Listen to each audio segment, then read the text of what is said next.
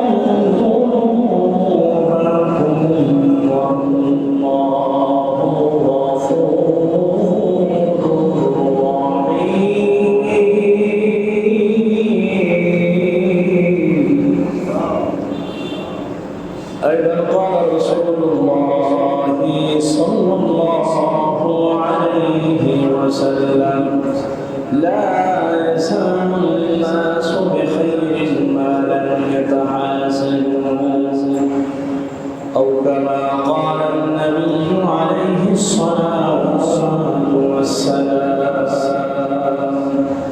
أيضا قال سبحانه وتعالى في شان حبيبه يا أيها الذين آمنوا صلوا عليه وسلموا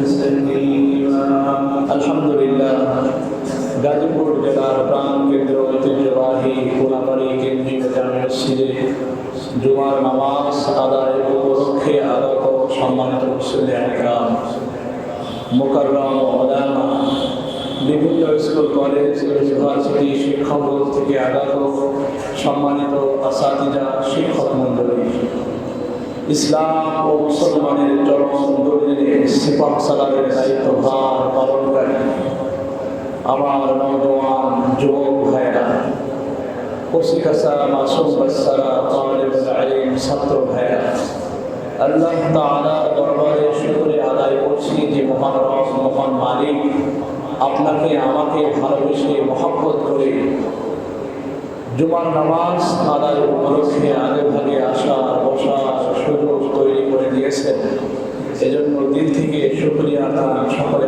করছি আলহামদুলিল্লাহ। প্রিয় হাজিরিন, যে কোরআন কারীমের আয়াত আমি আপনাদের সম্মুখে তেলাওয়াত করেছি রাসূলুল্লাহ সাল্লাল্লাহু আলাইহি ওয়াসাল্লামের অমৃত হাদিস থেকে একটি হাদিস পাঠ করেছি। এর আলোকে কিছু কথা বলার চেষ্টা করব। আল্লাহ তাআলা আমার জবানের মধ্যে এমন কিছু কথা ইলকা করে দেন, ঢেলে দেন, যেই কথাগুলো বললে পরে শুননেওয়ালা বলনেওয়ালা সকলের জন্য আমলের ব্যবস্থা হয়ে যায়, নাজাতের ওসিলা হয়ে যায়। সকলে বেরোসরে বলি আমিন। সম্মানিত উপস্থিতি, সম্মানিত হাজিরিন, পৃথিবীর জমিনে এমন একজন মানুষকে আল্লাহ তাআলা পাঠিয়েছেন যিনি উভয় জাহানের সরদার হবেন, উভয় জগতে এই দুনিয়ার জমিনে সকল মানুষের সরদার যিনি, আখিরাতের জমিনে সকল মানুষের সরদার আল্লাহ তাআলা তাকে বানিয়ে দিবেন। তার মর্যাদা আল্লাহ তাআলা আকাশ চুম্বি করেছেন। কোনো লেখক তার জীবনী লিখে শেষ করতে পারবে না, কোনো কবি তার নামে কবিতা লিখে শেষ করতে পারবে না, কোনো গুরু যিনি গুণগান করেন, যিনি প্রশংসা করেন, এমন কোনো ব্যক্তি নেই যে হুজুরে পাক সাল্লাল্লাহু আলাইহি ওয়াসাল্লামের প্রশংসা লিখে শেষ করবেন।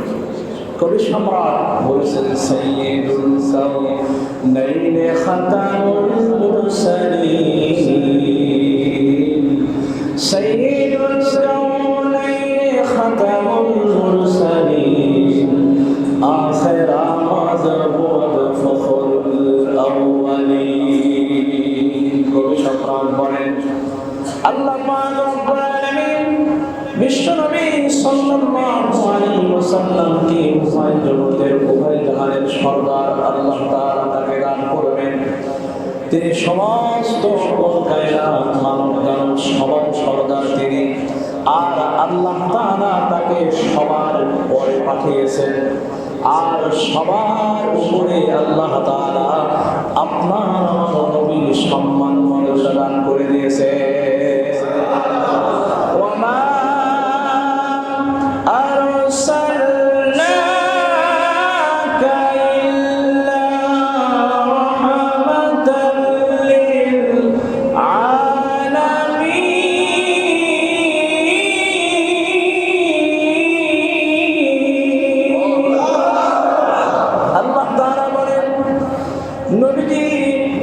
আপনাকে আমি সারা পৃথিবীবাসীর জন্য রহমত স্বরূপ প্রেরণ করেছি। আপনার সৌন্দর্যের দিকে তাকাইলে মানুষগুলো পাগল করা হয়ে যাবে। আপনার সিরাত, আপনার আলোচনাগুলো শুনলে মানুষের হৃদয়ে ভরে যাবে। যেমনই একজন সাহাবী হযরত জাবের রাদিয়াল্লাহু তাআলা আনহু, তিনি একদিন পূর্ণিমা রাতে রাস্তা দিয়ে হেঁটে হেঁটে যাচ্ছে। একবার মানুষের সৌন্দর্যের দিকে তাকায়, এত সুন্দর অবয়ব গঠন প্রণালী মালিক আল্লাহ আমার নবীকে দিয়েছে। রাসূলের চেহারার দিকে তাকায়, আবার আসমানের চাঁদের দিকে তাকায় হযরতে জাবের ভাবতেছে আজকের এই সময় আমি পরীক্ষা করব আমার রাসূল বেশি সুন্দর নাকি আসমানের চাঁদ বেশি সুন্দর। হে মুসলমান ভাই, عن جابر بن سمرة رضي الله تعالى عنه قال رأيت النبي صلى الله عليه وسلم في ليلة الحيان فجعلت أنظر إلى رسول الله صلى الله عليه وسلم وإلى القمر وعليه حلة حمراء فإذا هو أحسن عندي من القمر। হযরত জাবের ইবনে সামরা রাদিয়াল্লাহু তাআলা আনহু থেকে বর্ণিত, তিনি বলেন এক রাত্রে, পূর্ণিমা রাত্রে আমি রাস্তা দিয়ে হেঁটে হেঁটে যাচ্ছি আর আমার নবী রাস্তা দিয়ে হেঁটে হেঁটে আসতেছে। ওয়া আলাইহি হুল্লাতুন হামরা, আমি আমার রাসূলের দেহ মোবারকের দিকে তাকিয়ে দেখলাম একটা লাল ডোরা কাটা চাদর আমার রাসূলের দুই কাঁধের মধ্যে ঝুলানো রয়েছে। হযরত জাবের বলেন রাআইতু ইলাল কমার, আমি একবার চাঁদের দিকে তাকাই, আবার আমি আমার নবীর সৌন্দর্য মাখা মুখ চেহারার দিকে তাকাই। হে দুনিয়ার মানুষ, তোমরা শুনিয়া রাখো, ওয়া আলাইহি হুল্লাতুন হামরা ফাইদা হুয়া আহসানু মিনাল কমার। ওই সময় দুনিয়ার সব আসবাব পত্রে এমনকি আসমানের ওই সুন্দর চাঁদের চেয়েও আমার নবীর চেহারা সবচেয়ে উজ্জ্বল ছিল। सारे से पर का दरा पर्दा उठा दो, लिल्लाह मुझे हुस्न खुदा दे दिखा दो, अये बहार करम सदका हुसैन बिन अली का, प्यासा हो मुझे शरबत दीदार पिला दो, मैं दूर हूँ मजबूर हो ऐ सैयद आलम, दीदार दिखाते नहीं आवाज सुना दो, दुनिया की भी और दीन की भी अपने कर्म से बिगड़ी हुई बातों को मेरी आज बना दो, कातिब से मेरे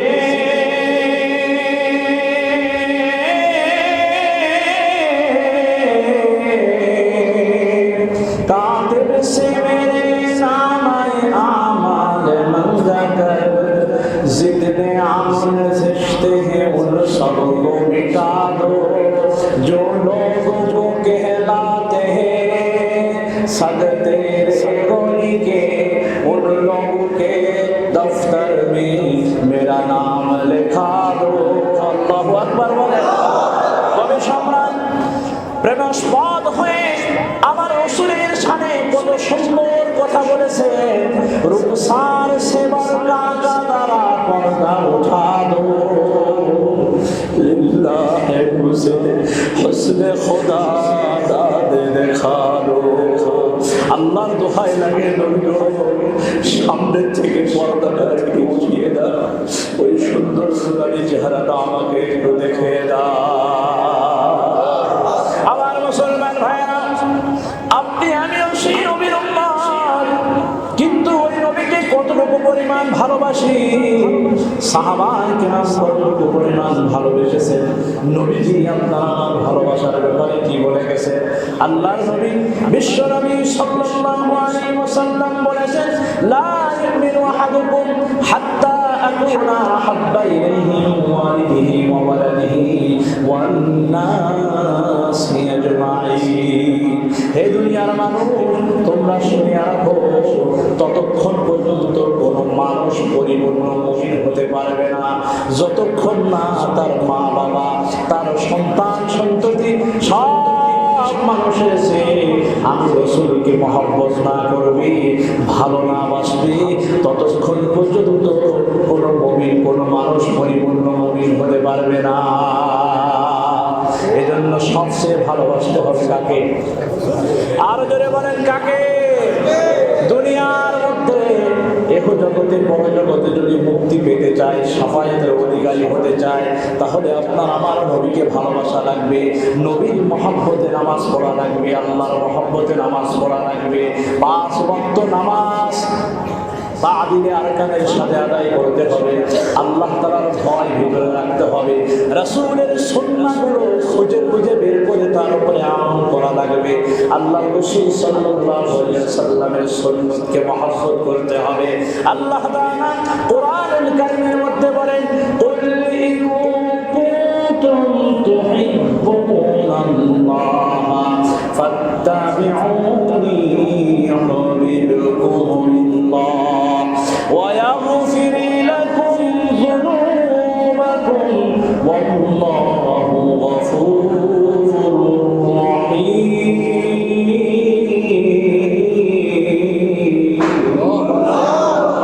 আল্লাহ রাব্বুল আলামিন বলেন, নবীজি আপনি আপনার উম্মতদেরকে বলে দিন, ইন কুনতুম তুহিব্বুনাল্লাহ, তোমরা যদি আল্লাহ তাআলাকে ভালোবাসতে চাও, ফাত্তাবিউনি, তাহলে আমার অনুসরণ করো।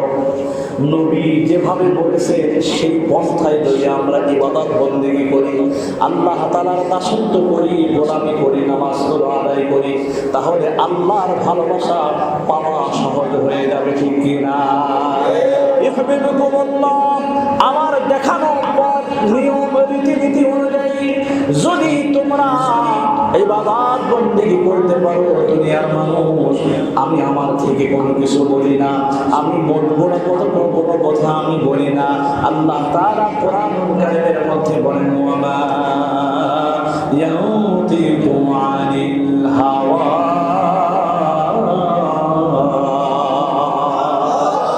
নবীজি মন গড়া কোনো কথা বলে না। কবি সম্রাট বলেন, মুহাম্মদ হারগিজ না গুফতা, তানা গুফতা জিবরাইল, জিবরাইল হারগিজ না গুফতা, তানা গুফতা রব্বুল জালিল। মুহাম্মদ অতক্ষণ পর্যন্ত কোনো কথা বলতে পারে না, কোনো কিছু বলে না, যতক্ষণ না জিবরাইল মুহাম্মাদের কাছে ওহী না নিয়ে আসে। আর জিবরাইল নিজের থেকে কোনো কিছু বলে না, যতক্ষণ না স্বয়ং আল্লাহ জিবরাইলের মাধ্যমে ওহী মুহাম্মদ সাল্লাল্লাহু আলাইহি ওয়াসাল্লামের কাছে পৌঁছে না যায়। মুসলমান ভাইরা আমার, গভীর মনোযোগ, এজন্য নবী আমার ডাক দিয়ে বলেন, ফাত্তাবিউনি, আমার অনুসরণ করো, আমার অনুকরণ করো, ইউহিব্বুকুমুল্লাহ, তাহলে আল্লাহ তাআলা তোমাদেরকেও ভালোবাসবে। একটু জোরে জোরে বলা যাবে কি সুবহানাল্লাহ?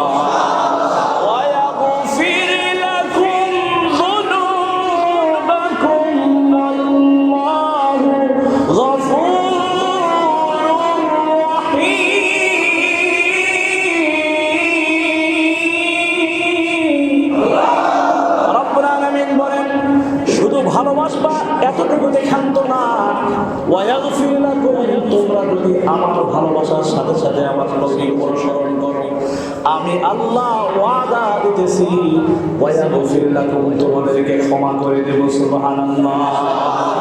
ওয়ায়াগফির লাকুম যুনুবাকুম, তোমাদের গুনাহগুলো আমি আল্লাহ maaf করে দেব। ওয়ায়াগফির লাকুম যুনুবাকুম ওয়াল্লাহু গফুরুর রহিম। আল্লাহ তাআলা বলেন, আমি ক্ষমাশীল, দয়ালু। আমার মুসলমান ভাইরা, রাসূলের ভালোবাসা কেমন হতে পারে? আল্লাহর হাবিব সাল্লাল্লাহু আলাইহি ওয়াসাল্লামের ভালোবাসা যাদের হৃদয়ের মধ্যে থাকবে, ওই ব্যক্তি কামিয়াবি, সফলতা অর্জন করবে। আর যদি রাসূলের দর্শন মিলে যায়, আল্লাহর হাবিব বলেন, মান রাআনি ফাকাদ রাআনি ইন্নাশ শাইতানা লা ইয়াতামাত্তালু বি। দুনিয়ার জমিনে কেউ যদি আমাকে স্বপ্ন দেখে, তাহলে সে সত্য সত্যই আমাকে স্বপ্ন দেখলো। আর শয়তান আমার অবয়ব গঠন প্রণালী সে গ্রহণ করতে পারে না, সাদৃশ্য অবলম্বন করতে পারে না। আল্লাহ তাআলা শয়তানের ভিতর থেকে এই পাওয়ার নিয়ে নিয়েছে। এই জন্য দুনিয়ার জমিনে আল্লাহর যেই বান্দা, আল্লাহর যেই বান্দি আপনার আমার নবীকে স্বপ্ন দেখবে, সে প্রকৃত পক্ষে আপনার আমার নবীকে স্বপ্ন দেখবে। মুসলমান ভাইয়ারে আমার, অতীতকালের ইতিহাস, ক্রুসেডাররা সারা পৃথিবী তারা এক সময় শাসন করেছে। ইউরোপ, আমেরিকা, এই সমস্ত অঞ্চলের ইহুদি নাসারারা মুসলমানদের সাথে একের পরে এক প্রচন্ড যুদ্ধ করেছে। যুদ্ধ করতে করতে 100 বছর পর্যন্ত পার করে নিয়েছে। মুসলমানদের ঈমান আমল একেবারে ধ্বংস করে ফেলেছে। আমার মুসলমান ভাইয়েরা, তারা চক্রান্ত করলো যে মুসলমানেরা কাবা শরীফে যায়, মদিনা শরীফে যায়, এই মদিনার মসজিদে নববীর পাশে তাদের মদিনার টুকরা যাকে বেশি তারা মহব্বত করে, যার অনুসরণ করে নবী মুহাম্মদুর রাসূলুল্লাহ সাল্লাল্লাহু আলাইহি ওয়াসাল্লামের পবিত্র রওজা পাক রয়েছে, এখান থেকে যদি আমরা নাউজুবিল্লাহ মুহাম্মাদের লাশটা যদি আমরা চুরি করে নিতে পারি, তাহলে আমরা কামিয়াব হয়ে যাব, সফলতা অর্জন করতে পারবো। মুহাম্মাদের লাশটা যদি, মুহাম্মাদের জিসিমটা যদি আমরা ওখান থেকে চুরি করে নেই, তাহলে মুসলমানদেরকে আমরা ধোঁকা দিতে পারবো যে তোমরা ওই মদিনা শরীফে যাও, তোমরা দাবি করো তোমাদের নবী মুহাম্মদ এখানে শুয়ে আছে, কিন্তু বাস্তবিক পক্ষে তোমরা ওই কবর খনন করে দেখো, ওখানে তোমাদের নবী নাই। নাউজুবিল্লাহ। আমার মুসলমান ভাইরা, রোমানরা, ইহুদি খ্রিস্টানরা চক্রান্ত করলো, এভাবে লক্ষ লক্ষ মুসলমানদেরকে দুনিয়ার জমিন থেকে চিরতরে বিদায় করে দিল।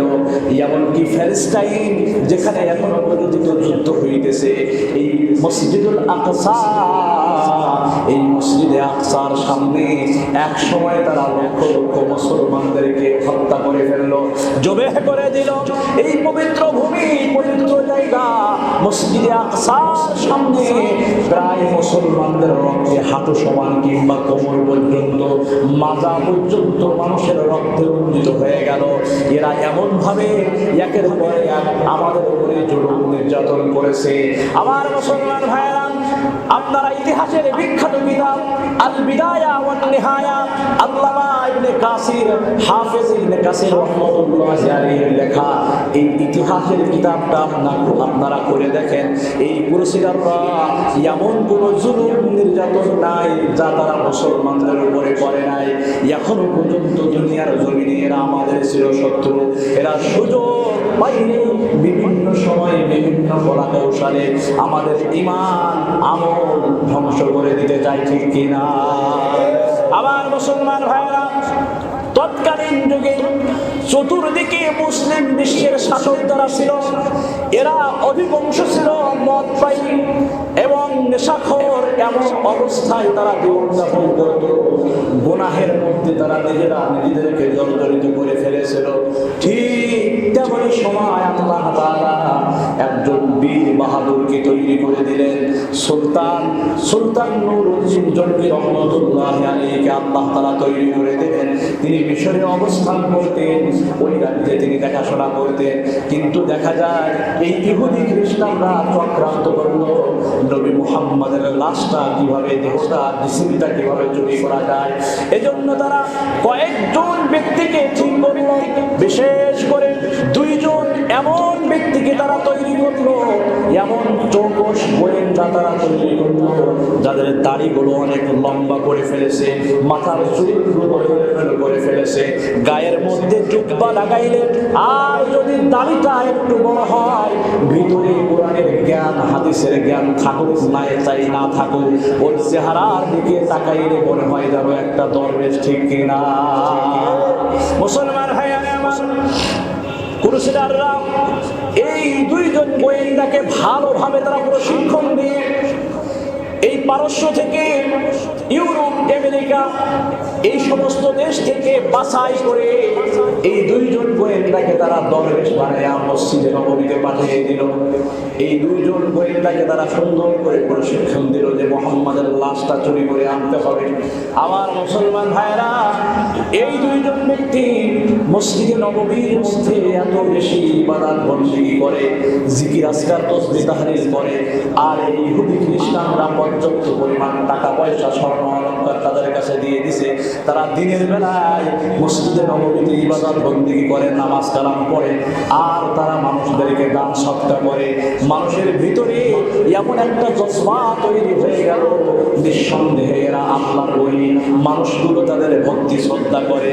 এজন্য এই ঘটনাটা বলার উদ্দেশ্য কয়েকটা রয়েছে। নাম্বার 1, লেবাস পোশাক পরলেই সবাই হুজুর হয়ে যায় না, লেবাস পোশাক পরলেই সবাই আল্লাহওয়ালা হয়ে যায় না। আল্লাহওয়ালা হওয়ার জন্য রাসূলের মহব্বত থাকতে হবে, আল্লাহর ভালোবাসা থাকতে হবে, সাথে সাথে খালেস দিলে আল্লাহর ইবাদত বন্দেগী করতে হবে, ঠিক কিনা? মুসলমান ভাইয়ারে আমার, দ্বিতীয় নম্বরে আপনার আমার কলিজার টুকরা নবী করিম সাল্লাল্লাহু আলাইহি ওয়াসাল্লামের জিসিম মোবারক তারা চুরি করে নেবে। আল্লাহ যেই মানুষটাকে উভয় জাহানের সরদার বানাইলেন, যাকে সৃষ্টি না করলে আল্লাহ আপনাকে আমাকে সৃষ্টি করতো না, এই মানুষটার লাশ তারা চুরি করে নিয়ে যাবে, দেহ মোবারক তারা চুরি করে নিয়ে যাবে, আর আসমান জমিনের মালিক আল্লাহ এটা সহ্য করবে। মুসলমান ভাইয়েরা আমার, দিনের বেলা ইবাদত বন্দেগী করেন এলাকার মানুষগুলো, মদিনার আশপাশের মানুষগুলো তাদেরকে দেখে মনে করে এরা জবরদস্ত আল্লাহওয়ালা বুজুর্গ মানুষ, এরা মনে হয় কোন সাহাবীর সহবত পেয়েছে কিংবা কোন তাবীর সহবত পেয়েছে।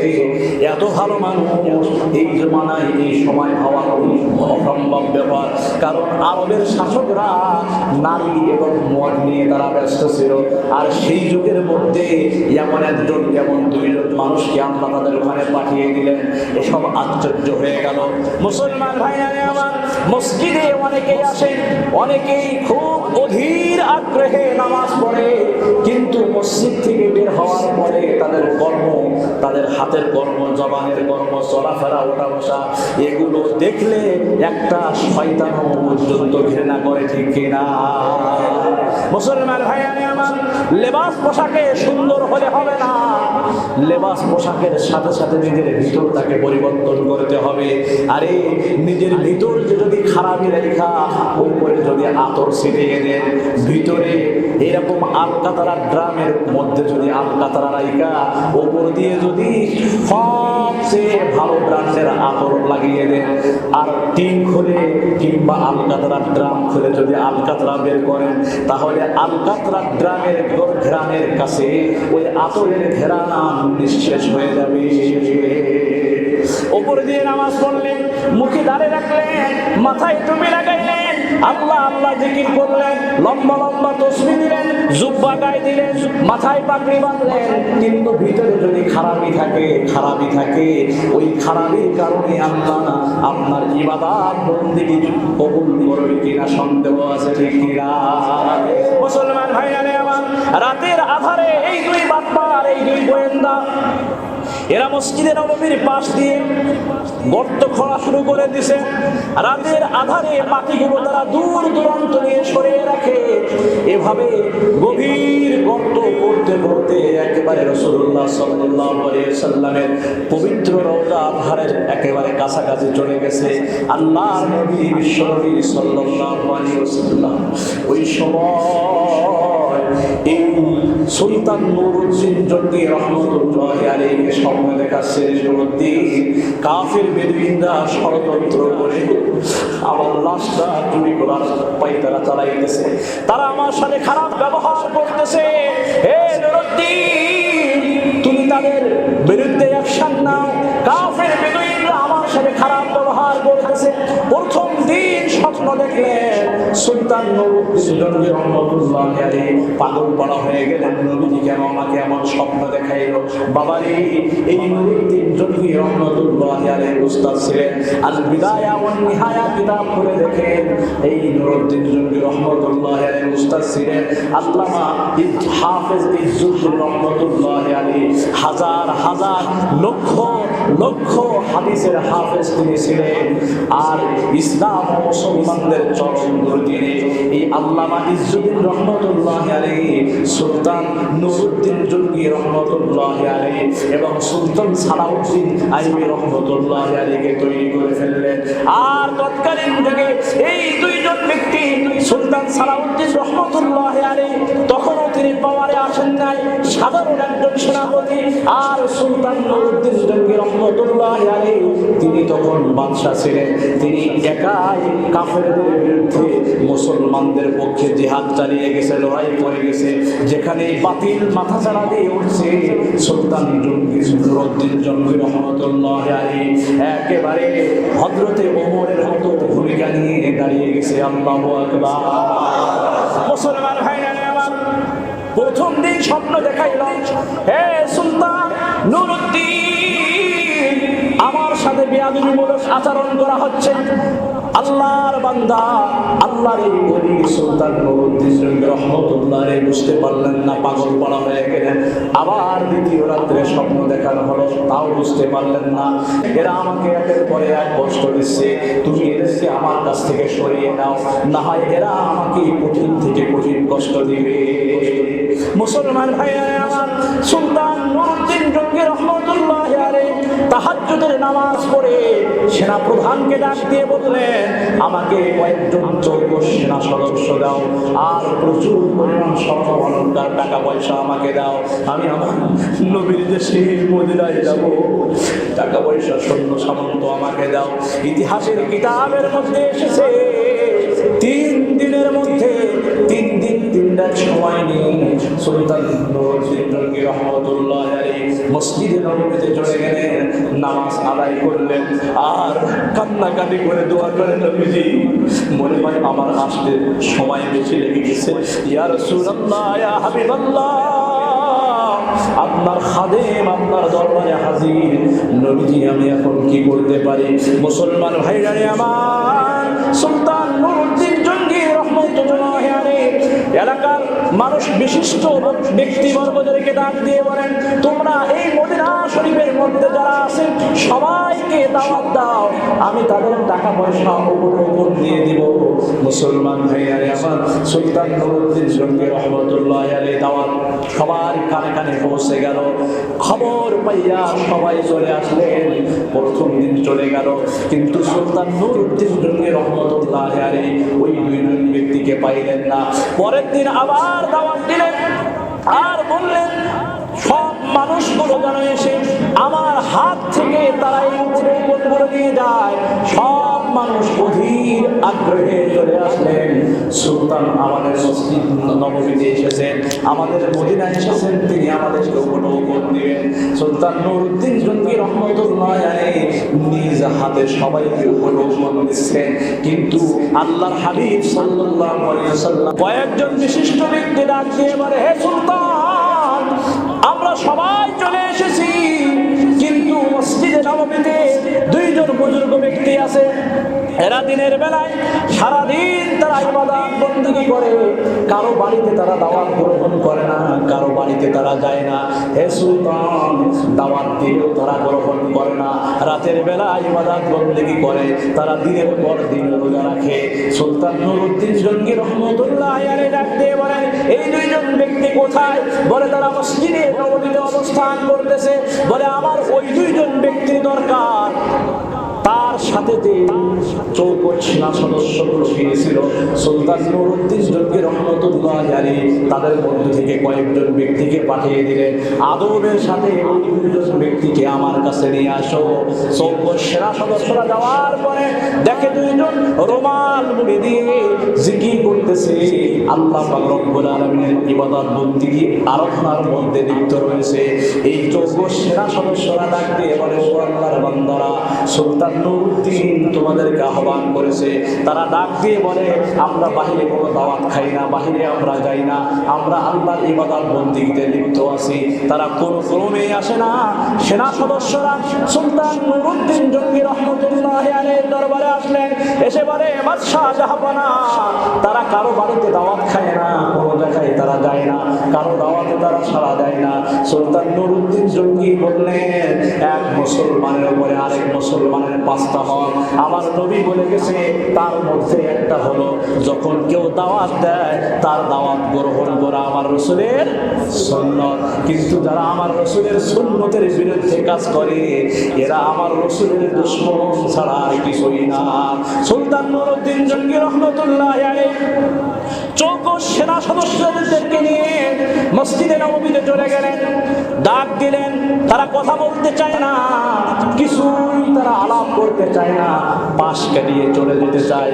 সুলতান নুরউদ্দিন জঙ্গি রহমতুল্লাহ আলাইহি নিজে যাইয়া মাথার থেকে পাগড়িটা খুলে ফেলাইলেন, রুমালটা ধরে সরিয়ে দিলেন। দেওয়ার পরে মাথার পাগড়ি ধরে টান দিয়ে উঠাইলেন। চেহারার দিকে তাকিয়ে দেখে আমার নবীজির দুইজন দুশমনের ছবি আজ সুলতান নুরউদ্দিন জঙ্গির সামনে উঠিয়েছিলেন। সেই দুইজন ব্যক্তি হলো এরা। সুলতান নির্দেশ দিলেন এই দুইজনকে পিঠ মোড়া দিয়ে বেঁধে রাখো। এরপরে একের পরে এক বাধার পরে কিছুতেই তারা স্বীকার করে না। তোমরা এখানে কেন এসেছো, কি জন্য এসেছো, কিছুই তারা বলে না। এক পর্যায়ে তাদেরকে প্রহার করা হলো, এমন কি তাও তারা স্বীকার আসে না। সুলতান নুরউদ্দিন জঙ্গি রহমতুল্লাহ আলাইহি তারা যেখানে বসে আছে তাদের জায়নামাজগুলো উঠাইলেন, নিচের কাপড়টাও উঠাইলেন। দেখে বিশাল বড় একটা পাথরের পাটাতন দেওয়া। সুলতান নুরউদ্দিন জঙ্গি রহমতুল্লাহ আলাইহি নিজ হাতে ওই পাটাতনটা উঠাইলেন, ওই পাথরটা উঠাইলেন। পাথরটা উঠানোর সাথে সাথে দেখে বিশাল আকৃতির একটা গুহা অনেক দূর চলে গেছে। সুলতান নুরউদ্দিন জঙ্গি রহমতুল্লাহ আলাইহি চৌকস কিছু সেনা সদস্যদেরকে নিয়ে ওই গর্তের মধ্যে ঢুকে পড়লে কিছু দূর যাওয়ার পরে দেখে আমার রাসূলের রওজা পার থেকে আলোক ছোটা আসতেছে, নূরের ছোটা আসতেছে। সুবহানাল্লাহ। মুসলমান ভাইরা আমার, সুলতান নুরউদ্দিন জঙ্গি রহমতুল্লাহ আলাইহি ওখান থেকে ফিরে আসলেন। এই দুইজন ব্যক্তিকে জিজ্ঞেস করলেন তোমরা কেন এই কাজ করেছো? বলে হে সুলতান, ইউরোপের ইহুদি খ্রিস্টানরা আমাদেরকে পর্যাপ্ত পরিমাণ সম্পদ দিয়েছে, ধন সম্পদ দিয়েছে এবং আমাদেরকে প্রশিক্ষণ দিয়েছে। এটা আমাদের লেবাস পোশাক মাত্র। আমরা মূলত এসেছি তোমার নবী জিসি করার জন্য। নাউজুবিল্লাহ। আবার মুসলমান ভাইয়েরা, সুলতান নুরউদ্দিন জঙ্গি রহমতুল্লাহ আলাইহি বলেন তোমরা কতদিন পর্যন্ত এখানে অবস্থান করতেছো আর কিভাবে তোমরা এই মাটিগুলো সরাইতেছো? বলে হে সুলতান, আমরা কয়েকদিন যাবত এখানে অবস্থান করতেছি, মাত্র আর একটা দিন সুযোগ পাইলে আমরা তোমাদের পরিচার টুকরা নবী মুহাম্মদের জিসিম বের করে নিয়ে যেতাম। বলে হে সুলতান, ভারী বৃষ্টি হওয়ার কারণে বালুকণা এসে আমাদের গর্তগুলো কিছু দূর পর্যন্ত আটকে গেছে। আসলে এটা এই ভারী বৃষ্টি এই বালুকণাগুলো কে দিছে? আরো জোরে বলেন কে? মুহাম্মদ নূরে মদিনা সরকারে आलम है, सरकारे आलम है। মদিনার জ্যোতি, মদিনার নূর, মা আমিনার আদরের দুলালি, আল্লাহ পাক রব্বুল আলামিনের ভালোবাসার পাত্রকে দুনিয়ার মানুষ চুরি করে নিয়ে যাবে আর আমার মালিক এমনি এমনি ছেড়ে দিবে। আমার আল্লাহ নুরউদ্দিনকে মিশর থেকে পাঠিয়ে দিলেন আর ওদিক দিয়ে আল্লাহ তাআলা বালুকণা দিয়ে আমার নবীর রওজার আশপাশগুলো আটকে দিলেন, যাতে করে এই দুশমনরা আমার নবীর পবিত্র জিসিম মোবারক চুরি করতে না পারে। আল্লাহু আকবার। আমার মুসলমান ভাইরা, প্রিয় মুসল্লিয়ানে কিরাম, সুলতান নুরউদ্দিন জঙ্গি রহমতুল্লাহ আলাইহি তাদের শাস্তি প্রয়োগ করলেন। বলে কি শাস্তি দেওয়া যায়? কেউ কেউ বলে তাদেরকে আগুনে পুড়িয়ে দেওয়া হোক, কেউ কেউ বলে তাদেরকে জবেহ করা, হত্যা করা হোক। সুলতান নুরউদ্দিন জঙ্গি রহমতুল্লাহ আলাইহি তাদেরকে কতল করে দিলেন। কতল করে দেওয়ার পরে সিদ্ধান্ত নিলেন এই দুশমনদের লাশ পুড়িয়ে ছারখার করে আরব সাগরে ফেলিয়ে দেওয়া হবে, যাতে এই দুনিয়ার জমিনে এদের লাশ দাফন করা না হয়। মুসলমান ভাইয়েরা আমার, এখান থেকে আমাদের বড় একটা শিক্ষা রয়েছে। যারাই আমার নবীকে নিয়ে কটূক্তি করবে, আমার রাসূলকে নিয়ে কটূক্তি করবে, ওর গর্দান থেকে আলাদা করে দিতে হবে। আল্লাহর হাবিব বলেন মান সাব্বা নাবিয়ান ফাকতুলুহু, যে তোমার নবীকে গালি দেয়, যে তোমার নবীকে নিয়ে ব্যঙ্গচিত্র করবে, যে তোমার নবীকে নিয়ে কটূক্তি করবে, ওর মাথাকে দেহ থেকে আলাদা করে দাও। আর যে তোমার আমার সাহাবীদেরকে নিয়ে আমার সাহাবীদেরকে গালিগালাজ করবে, আমার সাহাবীদের বিরুদ্ধে কথা বলবে, ওকে বেত্রাঘাত করবে।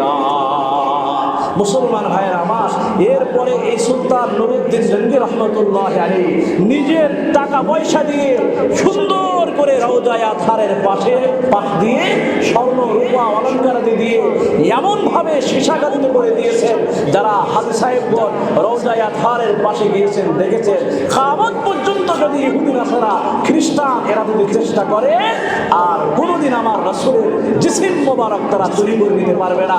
একটু জোরে জোরে বলি আলহামদুলিল্লাহ। আমার মুসলমান ভাইয়েরা, ওই রসুলের ভালোবাসার প্রয়োজন আছে না নাই? মহব্বত করার প্রয়োজন আছে না নাই? ভালোবাসবেন তো ইনশাআল্লাহ? রসুলের ভালোবাসায় 5 ওয়াক্ত নামাজ পড়বেন তো ইনশাআল্লাহ? গোনাহ থেকে দূরে থাকবেন তো ইনশাআল্লাহ? আল্লাহ তাআলা আমাদের সকলকে আমল করার তৌফিক দান করুন। ওয়া আখিরু দাওয়ানা আলহামদুলিল্লাহি রাব্বিল আলামিন। আসসালামু আলাইকুম ওয়া রাহমাতুল্লাহ।